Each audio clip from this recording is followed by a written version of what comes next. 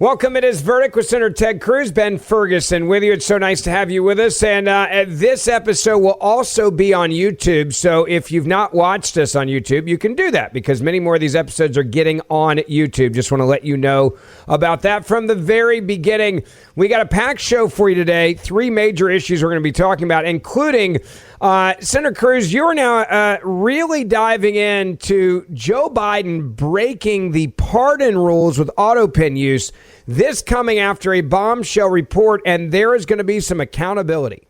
Well, more and more evidence is coming out that Joe Biden was completely disengaged from the pardon and commutation process. And under the Constitution, a pardon or a commutation only has legal force if the president makes the decision himself. If a staffer makes it, if somebody else in the White House makes it, it has no legal force. It is null and void. There have been multiple reports about just how disengaged Joe Biden was in this process. And this week, I wrote a letter to Pam Bondi, the Attorney General, calling on the Department of Justice to systematically examine the evidence, case by case, of what the direct involvement of the president was in those pardons and commutations, and calling on the Trump DOJ to challenge any pardons and commutations that were not specifically approved by the president. We'll break that down. We're also going to talk about legislation I introduced this week to protect Christians in Nigeria. Nigeria has seen a persecution of Christians that has been staggering. Just this week, over 60 people were murdered by jihadists, by radical Islamists in northeastern Nigeria. They executed soldiers. They went house to house. This pattern of targeting Christians, targeting Catholic priests, targeting individual men, women, and children is horrific. And my legislation would put real consequences on the government of Nigeria and those who are facilitating this persecution, put real consequences on them to change that. All right, so Senator, I really hope that everybody will take this episode and share it on social media, especially after what we're about to tell you. And it's new information dealing with the Autopen, the commutations and pardons that were given out at the very end. They were handing them out like candy. I still think it's got to be a chance it was to the highest bidders. Like, you need one? Sure. Yeah. Joe Biden didn't even know about it. And the Senate Republicans are now really getting into this and realizing that there is so much, I would say a fair way of putting it is probably abuse by people that weren't the president of the United States of America. You're now looking at this even more. Tell us what you now know. Well, the numbers are staggering, and I want to read to you from the letter that I sent Attorney General Bondi this week. It begins, Dear Attorney General Bondi, on December 12, 2024, the Biden administration commuted the sentences of roughly 1,500 inmates and pardoned 39 others. And on January 17th, 2025, the administration issued 2,490 additional commutations, more in a single day than any president had ever granted over an entire presidency. Yeah, that's the wow moment, by the way. The wow moment is there. 2,490 commutations, more in a single day than any president had ever granted over an entire presidency. These clemencies were issued based on broad criteria rather than case-by-case evaluations, and at least some of them were signed using an Autopen of then-President Biden's signature. I write to support your ongoing investigations related to these actions and to emphasize my commitment to providing whatever resources you require to continue and deepen them. And the letter goes on to say, the fundamental question regarding the use of presidential pardon authority, Article 2, Section 2, is whether there is an unbroken line from the president to a pardon being granted. Everyone involved in the process, government officials purporting to issue a pardon, the person to whom it is being granted, judicial and law enforcement officials, and most of all the American people, should have absolute confidence a pardon was granted at the president's explicit direction. And look, it's long been the Department of Justice's position that you don't need the president to actually physically sign a pardon. Yeah. But it has to be the president who makes the decision. It cannot be anyone else who makes the decision. Let's just break that down even more so people understand how simplistic this is, and it's easy to check this box. What you're saying is somebody communicates. I'll go back to our days in the administration. President Bush, 41, 43, right? They say, yes, I'm going to give that pardon to John Doe or Jane Doe. and then it can be used with the Autopen because it's coming from the president. What we're now witnessing is it's virtually impossible for this many conversations to have been had in the final moments of Joe Biden's presidency, especially with the cognitive decline, which we now all know about. And for him to have this many conversations about this many people, that's where you're just saying red flags all over the place. Is that a fair way of putting it? Well, it's worse than that. In the first year of the Biden presidency, he signed virtually everything. And as the years went on, he signed less and less and less. And so at the end, they were auto-penning virtually everything. And that was contrary to the advice they got from the White House counsel. And what I lay out is there public reports that call into question whether Joe Biden had any awareness about any of this. And in particular, the letter says, Biden officials also say that past presidents have validly used autopens even for actions requiring a presidential signature, such as bill signings. The Department of Justice has long maintained that the Constitution does not require a pardon to be signed, and in 1929, the U.S. Solicitor General issued a memo saying that, quote, neither the Constitution nor any statute prescribes the method by which executive clemency shall be exercised. They need not have the president's autograph. So that was DOJ in 1929. However, even and especially in those cases, there must be an absolute assurance that everyone involved knows there is an unbroken line from the president to the pardon. The 1929 OSG memo itself states that when a pardon is signed with the president's, quote, facsimile signature, it should, quote, be certified by an official having charge of the records as having been issued by the president or by his direction. These are core constitutional requirements. And leaked emails further show that the Biden White House implemented a process that separated the president from officials responsible for signing pardons on his behalf. They could not know if they were doing so at the president's direction, either on a case-by-case basis or by following criteria. As a result, emails show officials across the administration struggled to verify that the president, quote, signed off on the specific documents, that the people receiving commutations, quote, are who the president signed off on, quote, that the documents accurately reflect his decision, or that the president, quote, agreed to the commutations, the number of commutations, and the date. And these are emails within the Biden White House. In one email, a Biden official stated that the president, quote, doesn't review the warrants, asking how to, quote, handle questions about whether he approved them. And here's what the New York Times reported in July, quote, they also show that the use of the Autopen was managed by Mr. Biden's White House staff secretary, Ms. Feldman. She wanted to receive written accounts confirming Mr. Biden's oral instructions in the meetings before having it used to produce the warrants recording the clemency actions, the emails show. The aides referred to those written accounts of the meetings at which Mr. Biden delivered oral decisions as blurbs, quote unquote. The accounts were drafted by aides to the senior advisors who had participated in the key meetings, like Mr. Biden's chief of staff, Jeffrey Zients, and Mr. Siskel. The assistants who drafted the blurbs were not themselves in the room with Mr. Biden. So staffers who weren't in the room with the president wrote written directions directing that commutations or pardon be granted. And the New York Times continued to say, this is a quote, Mr. Biden did not individually approve each name for the categorical pardons that applied to large numbers of people. He and aides confirmed.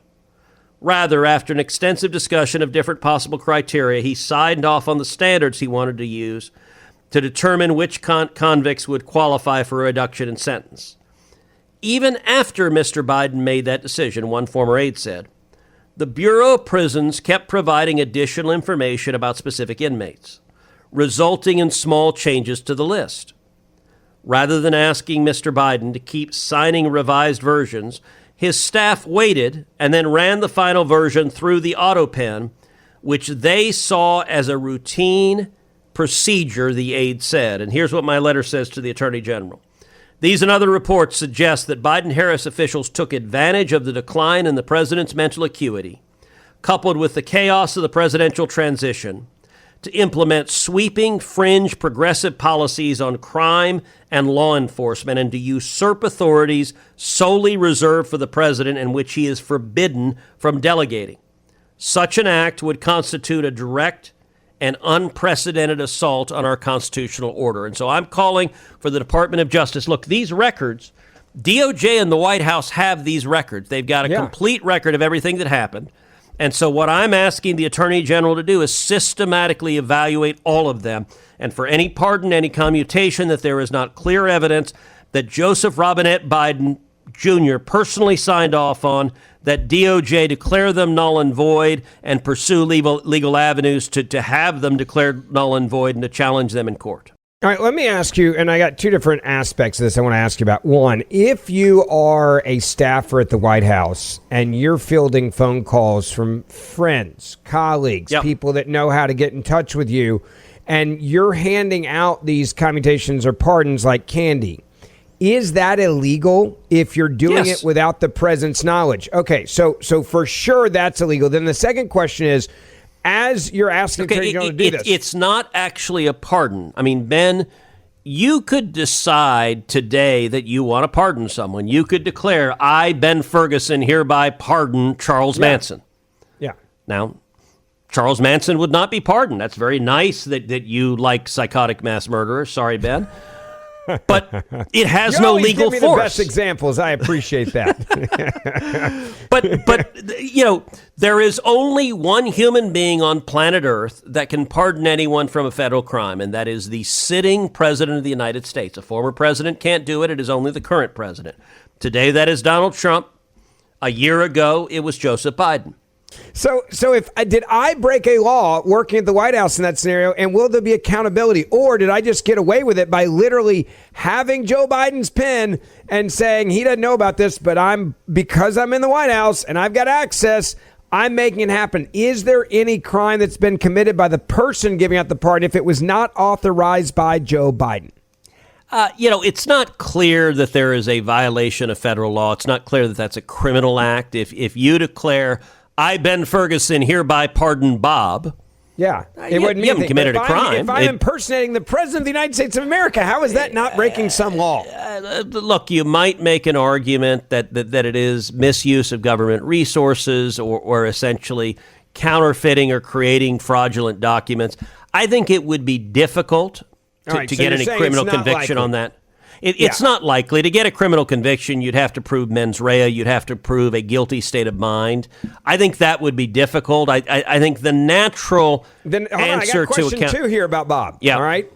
If Bob hooks me up with a job when I leave the White House, and sorry I'm cynical, but I am very cynical. Look, then if there was a quid pro quo, that's bribery, and that you can be prosecuted for. If you can prove there's a quid pro quo. Sorry, I'm cynical, Senator. I'm cynical as can be. And if you're giving out this many pardons, somebody had to get a kickback here for this to make sense. I don't think there's a bunch of do-gooders. Maybe not. Randomly handing out pardons at a record rate that is unprecedented, as you described it earlier, for nothing. I don't believe that. But I will say, so many of these people getting pardons were not Mark Rich, the financier that Bill Clinton gave a pardon to, that by all accounts appears to be in exchange for millions of dollars of contributions from his wife. I mean that is corruption on its face. By the way, Eric Holder was the one who brokered that whole deal. That's one scenario. Most of these pardons at the end, so you had different categories. So Joe Biden, of all the final pardons, he signed only one. Do you know whose pardon he signed? I know this because, I'm an astute political... okay, it wasn't Bob. It wasn't. I know who it was. It was not Bob. It was a guy by the name of Hunter Biden. The only one that Biden signed. So he auto-penned Mark Milley. He auto-penned Liz Cheney. He auto-penned Anthony Fauci. Or I say he auto-penned. White House staff auto-penned. Somebody did. I don't know of specific evidence that the pardons at the end were in exchange for a quid pro quo. They weren't like big Democrat money men. Yeah. They were more, number one, people like Fauci or Milley or people like the January 6th Commission, Adam Schiff, Adam Kinzinger. Kinzinger, And so I don't think I have no evidence or indication that any of those were a quid pro quo. I think those are more political and ideological. And then a bunch of these were fringe progressive, like just letting people out of jail. And so they were crack dealers and crack users in jail. So we have no indication that it was to benefit Democrat money bags as compared to just left-wing ideology that said, let's let criminals go. I think it was more the ideology of a 24-year-old leftist in the White House that who had said a lot of power because he had a pen of a guy that didn't know who he was. Look, Donald Trump has put up next to the pictures of presidents of the United States, in between 45, which would be Donald J. Trump, and 47, which would be Donald J. Trump. He has 46, and he has a picture of the Autopen, which is, I got to say, world-class trolling. But in many ways, that Autopen, instead of hail to the chief, it was hail to the Bic. All right, so here's my final question on this. How far does this go? Does this go to courts? Does this go to hearings? Does this go to the Supreme Court? Are there lawsuits that are going to have to take place if they go after and figure this out? And is that what would happen because the people that got the pardons would immediately go to a court and say, no, mine is legit, right? I got it Autopen signed, but it's legit. They're going to fight. I'm assuming they're not just going to go turn themselves back into prison. Yeah, so look, what I'm advocating, and the reason I wrote this is a lengthy letter to the Attorney General, is I'm advocating that DOJ and the White House counsel analyze all of the records and determine those pardons or commutations that there is the clearest evidence that Joe Biden had no awareness of it. I might start with one of the names that, like, the Bureau of Prison added at the very end that wasn't even on the initial list. Yeah. Because that, you could make a pretty powerful case. Okay, like Biden had no awareness of this person at all. Yeah. And then this is where you would want DOJ to formulate a legal strategy for how to challenge their validity. I might start by putting out a list. It is the position of the Department of Justice that the following commutations and or pardons are null and void because they were not authorized by the President of the United States. Now, commutation, they're shortening the sentences of criminals in jail. The next step might be to send the U.S. Marshals to go arrest someone who had been commuted and released from jail and to remand him again to the Bureau of Prisons to serve the rest of his sentence. Now, almost immediately, that defendant would file a legal claim challenging that and would probably file a writ of habeas corpus. Habeas corpus is Latin for produce the body. Yeah. And would challenge that he cannot be incarcerated on that crime because his sentence was commuted by the President of the United States. That's probably the legal forum in which it would be adjudicated, would be the Department of Justice rearresting someone and the defendant then making the argument, I'm protected by a presidential commutation, and then DOJ would litigate that matter in court. So I would start with picking the best test cases and go there. And I very much hope the Department of Justice does that. It's the right thing to do. All right, Senator, I want to talk about, we're talking about standing up for people of faith. And this is a story that has certainly been unreported or underreported at best. And it deals with what is happening with the persecution of Christians in Nigeria. We also just had this attack, as you mentioned at the beginning of the show, where 60 plus were murdered. Talk a little bit about this and what you're doing to stand up. Well, in Nigeria, the persecution of Christians has been nothing short of horrific. And I've spent my tenure in the Senate advocating for those who are being persecuted for their faith, advocating for Christians who are facing imprisonment and torture and murder. The sheer scope of it in Nigeria is staggering. Boko Haram, the radical Islamist group in Nigeria, since their 2009 insurgency, Boko Haram has killed over 50,000 Christians in Nigeria. Over 50,000. And that's according to a 2023 report from the International Society for Civil Liberties and the Rule of Law, which is a Nigerian human rights watchdog. Over 18,000 Christian churches and over 2,000 Christian schools have been attacked during the same time period. And to put that in comparison, the watchdog also concluded that 34,000 moderate Muslims died from jihadist attacks. So the jihadists, they target Muslims who don't embrace jihad, but they especially in Nigeria target Christians. Between 2015 and 2025, an estimated 145 priests were kidnapped in Nigeria. Multiple priest kidnappings have happened this year, including one that Boko Haram carried out in June. The terror group abducted Father Alphonsus Afina, held him in captivity for weeks before releasing him, and thank God he was unharmed. Afina spent over 50 days in captivity, and he had previously spent 6 years in ministry in the United States. And violence against Christians in Nigeria has been a horrific problem. In June, just a couple of months ago, jihadists killed over 200 Nigerian Christian villagers in a farming community that is 97% Catholic. This is a massive problem, and it's a problem that occurs with the complicity of many officials, of judges, of ministers, of officials in the Nigerian government. So what I did this week is I filed legislation that's called the Nigeria Religious Freedom Accountability Act of 2025. And it does several things. Number one, it requires the Secretary of State to classify Nigeria as a country of particular concern. And that would add Nigeria to a list of countries where religious freedom is severely limited. The State Department's list right now includes Saudi Arabia, Pakistan, North Korea, Iran, Cuba, and other nations outside the Western world. And severe violations of religious freedom include torture, detention without charges, forced disappearance, and other flagrant denials of basic rights. Additionally, my legislation would ensure that the State Department keeps the Islamist terrorist groups Boko Haram and also ISIS West Africa designated as entities of particular concern, a classification for non-state actors responsible for egregious violations of religious liberty. Boko Haram's stronghold is in northeast Nigeria, and it has an active presence in several countries bordering Nigeria. In addition, my bill sanctions Nigerian government officials who facilitate persecution against Christians and other religious minorities.